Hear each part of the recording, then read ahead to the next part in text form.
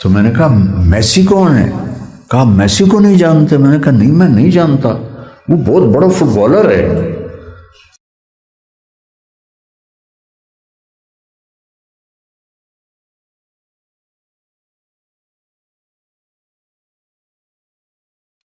انسان تو بنو گے جب تم قرآن پڑھو گے کہ قرآن کیا کہتا ہے، اور اپنے نبی کو پڑھو گے کہ میرا نبی کیا کہتا ہے۔ کیونکہ انسان بلائنڈ پیدا ہوتا ہے، اس کو کچھ پتہ نہیں زندگی کیسے گزارنی ہے۔ جانور، پرندے، درخت، چونٹی تک سب کو پتہ ہے کہ ہم نے زندگی کیسے گزارنی ہے۔ انڈے سے نکلتے ہی انہیں پتہ ہوتا ہے کہ میرا کام کیا ہے، مجھے کیسے کرنا ہے۔ انسان پیدا ہو جاتا ہے اور بڑا ہوتے ہوتے پوری زندگی گزار لیتا ہے، اسے پتہ ہی نہیں چلتا کہ میرا کام کیا ہے۔ تو اس لیے نبی کی زندگی تو یہ کسی نہ کسی کو اپنا آئیڈیل بناتا ہے، کوئی نہ کوئی۔ وہ میں ایک دفعہ کراچی میں ایک دوست کے ہاں تھا، تو اس کا چھوٹا بچہ آیا، تو اس کے یہ بال یہاں سے منڈے ہوئے، یہاں سے جیسے صرف اوپر ایک شتر مرغ کی طرح نا اتنے سے بال تھے۔ میں نے کہا یہ تم نے بال کیسے بنائے ہوئے ہیں؟ وہ کہنے لگا میسی بال ایسے بناتا ہے۔ اب مجھے کیا پتا میسی کیا؟ میں نے کہا میسی فرگوسن وہ ٹریکٹر ہے۔ تو میں نے کہا میسی کون ہے؟ کہا میسی کو نہیں جانتے؟ میں نے کہا نہیں میں نہیں جانتا، وہ بہت بڑا فٹ بالر ہے، وہ ایسے بال بناتا ہے، میں ایسے بناتا ہوں۔ تو انسان کو آئیڈیل بنانا پڑتا ہے۔ تو اللہ تعالیٰ نے فرمایا کہ اگر آئیڈیل بنانا ہے تو لقد کان لکم فی رسول اللہ اسوۃ حسنہ، پھر میرے نبی کو آئیڈیل بناؤ، تمہیں یہاں سے پکڑے گا اور دنیا کی مصیبتوں سے نکالے گا اور اللہ کی جنت میں پہنچا دے گا۔ باقی سب بکواس ہے، باقی سب دھوکہ فراڈ ہے۔ تو اس دن کہیں گے ربنا اخرنا، یا اللہ تھوڑی سی الی اجل قریب، تھوڑی سی مہلت دے دے، دوبارہ اسلام آباد بھیج دے، نجب دعوتک، تیری بات مانیں گے، ونتبع الرسل، اور رسولوں کی پیروی کریں گے۔ تو اللہ کا جواب آئے گا اولم تکونوا اقسمتم ما لکم من زوال، تم تو پہلے بڑے دعوے کرتے تھے دیکھی جائے گی جو ہوگا، تم بڑے دعوے کرتے اب۔ اور میرا علاقہ چونکہ وہ سرائکی بیلٹ ہے ملتان کا اور دیہاتی ماحول ہے، تو وہ ہمارے دیہاتی کہتے ہیں اب پہ ویکھی ویسی، اب پہ ویکھی ویسی، یہ ہمارے لہجے میں اب پہ ویکھی ویسی۔ تو اللہ تعالیٰ کہہ رہا ہے تم تو دنیا میں اسلام آباد میں کہتے تھے دیکھا جائے گا، کون ہے ہمیں کچھ کہنے والا، تم کہتے تھے ہمیں کوئی ہلا نہیں سکتا۔ اولم تکونوا اقسمتم من قبل ما لکم من زوال، تم کہتے تھے ہمیں کوئی ہلا نہیں سکتا، ہمارا یہاں سکہ چلتا ہے۔ وسکنتم فی مساکن الذین ظلموا انفسہم، اور تم نے اپنے سے پہلے ظالموں کے انجام بھی دیکھے اور ان کے شہر بھی دیکھے۔ ہمارے تو اپنے، میں تاریخ کا بڑا پاگل سا شوقین ہوں، تو اللہ نے مجھے جہاں جہاں پھرایا میں وہاں تاریخی مقامات ڈھونڈنے کے لیے پہنچ جاتا تھا۔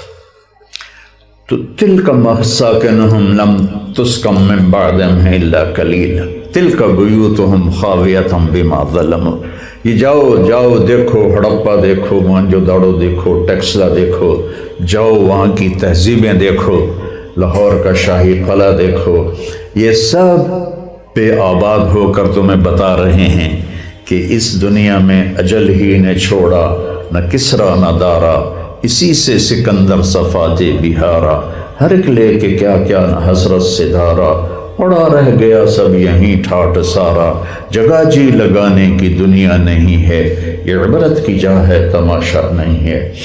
ٹک حرص و حوث، یہ پرانی اردو ہے نذیر اکبر آبادی کی، ٹک حرص و حوث کو چھوڑ میاں، ٹک کا مطلب ہوتا ہے تھوڑی دیر، مت دیس بدیس پھرے ہمارا، کیوں ایسے ہی پاگلوں کی طرح گھوم رہا ہے پیسے کے پیچھے۔ قزاق اجل کا لوٹے ہے دن رات بجا کر نقارا، قزاق ڈاکو اور اجل موت، اس سے اسرائیل کا کہ اسرائیل تو دن رات طبل بجا کے آ رہا ہے کہ لے جا رہا ہوں روک کے دکھاؤ، لے جا رہا ہوں روک کے دکھاؤ، لے جا رہا ہوں روک کے دکھاؤ۔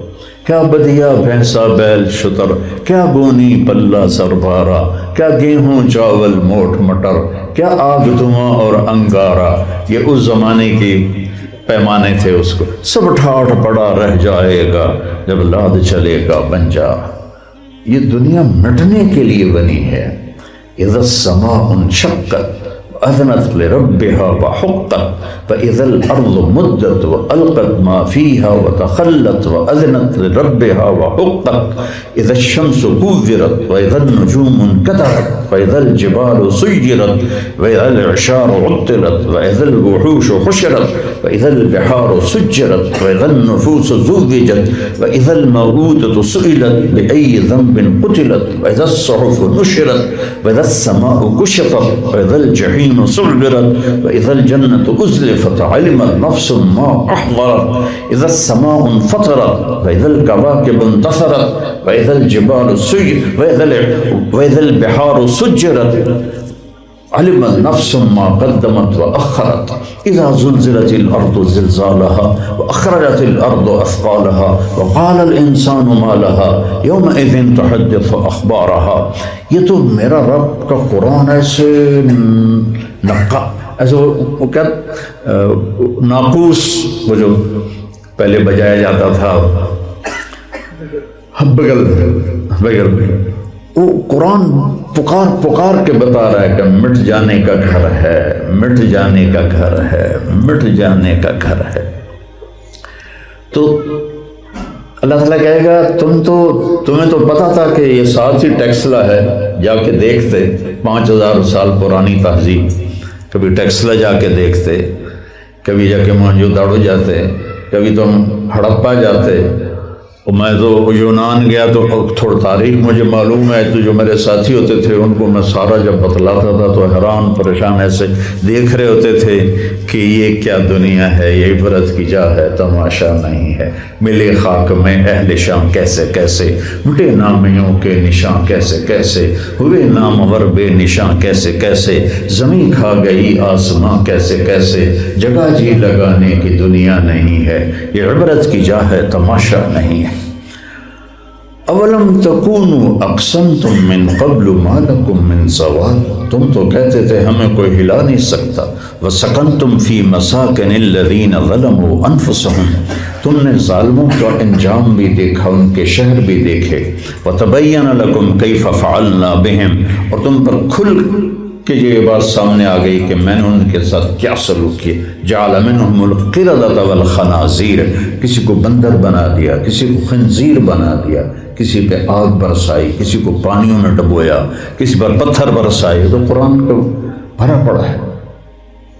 وَضَرَبْنَا لَكُمُ الْأَمْثَالَ، اور تمہیں سمجھا کے میں نے بتایا۔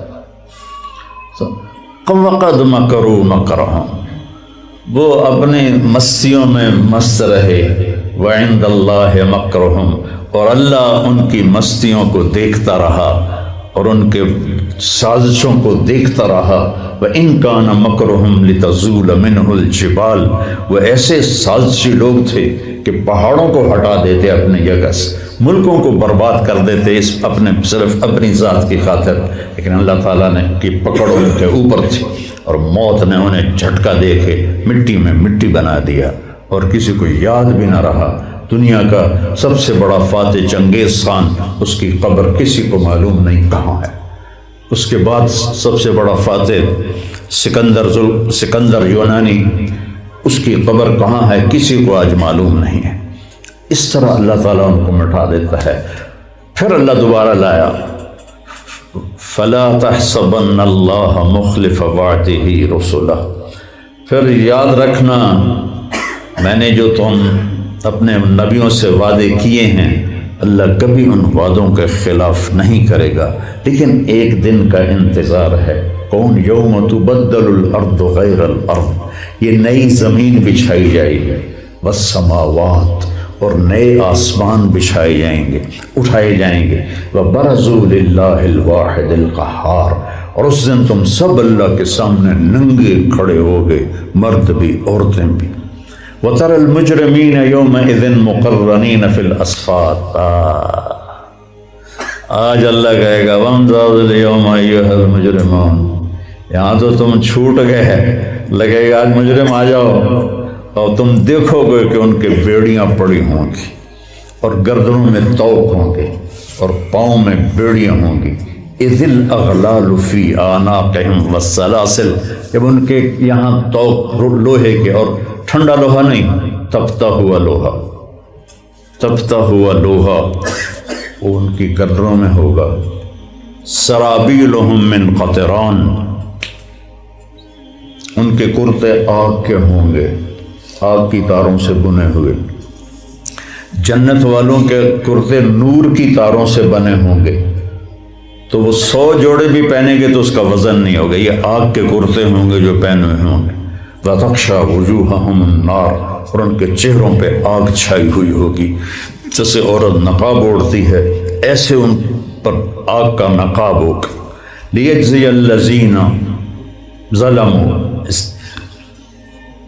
لِيَجْزِيَ اللَّهُ كُلَّ نَفْسٍ مَا كَسَبَتْ إِنَّ اللَّهَ سَرِيعُ الْحِسَابِ، تاکہ اللہ ہر ایک کا کیا اس کو دے دے.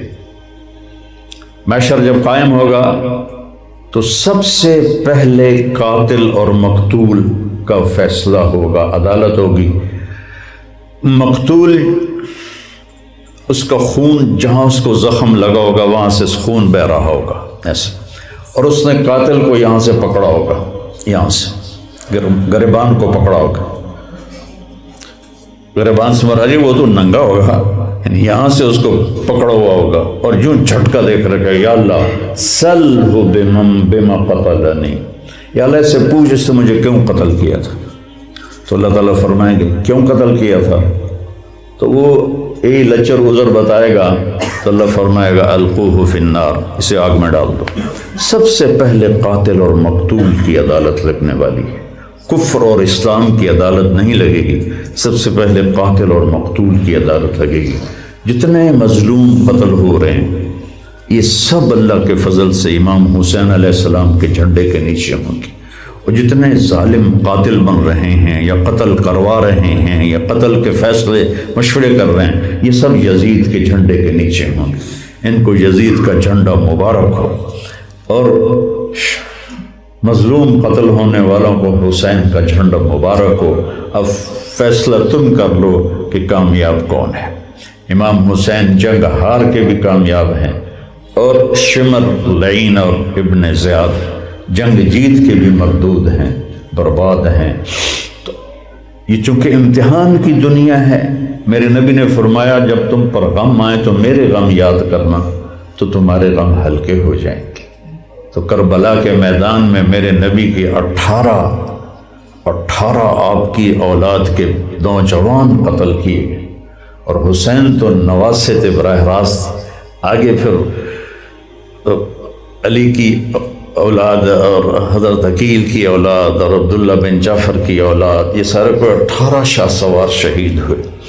اور ام سلمہ رضی اللہ تعالیٰ عنہ 10 محرم کو لیٹی ہوئی تھیں عصر کے قریب، تو خواب میں دیکھا اللہ کے نبی سر پہ پگڑی نہیں، بال بکھرے ہوئے، ان میں مٹی پڑی ہوئی، داڑھی میں مٹی پڑی ہوئی، چہرہ زرد.